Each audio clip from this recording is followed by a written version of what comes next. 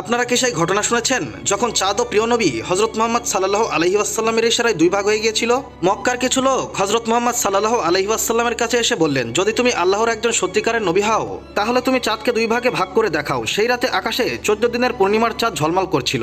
হযরত মুহাম্মদ সাল্লাল্লাহু আলাইহি ওয়াসাল্লাম বললেন, যদি আমি এটা করি তাহলে কি তোমরা ঈমান আনবে? তারা দেখবো কে কে শয়তানকে হারিয়ে আল্লাহকে ভালোবাসে। আর যারা আল্লাহকে ভালোবাসে চ্যানেলটিকে লাইক ও সাবস্ক্রাইব করে যাও। যারা শয়তানকে ভালোবাসে ভিডিও থেকে দূরে থাকো আর কমেন্ট বক্সে আল্লাহু আকবার লিখে যাও। বলল, হ্যাঁ আমরা অবশ্যই ঈমান আনবো। তারপর আল্লাহর প্রিয় রাসূল সাল্লাল্লাহু আলাইহি ওয়াসাল্লাম তার পবিত্র আঙ্গুল দিয়ে চাঁদের দিকে ইশারা করলেন, আর চাঁদ সাথে সাথে দুই ভাগে বিভক্ত হয়ে গেল। এক টুকরো পূর্ব দিকে গেল, অন্যটি পশ্চিম দিকে।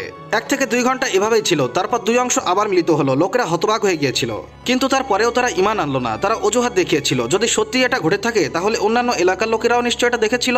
কয়েকদিন পর যখন বাইরে থেকে ভ্রমণকারীরা এসে পৌঁছালো, তারা সবাই সাক্ষ্য দিল, হ্যাঁ আমরাও চাঁদকে দুই ভাগ হতে এবং জোড়া লাগতে দেখেছি। কিন্তু হায় আফসোস, তারপরেও তারা ঈমান আনলো না, কারণ হেদায়েত পাওয়া সবার ভাগ্যে লেখা থাকে না।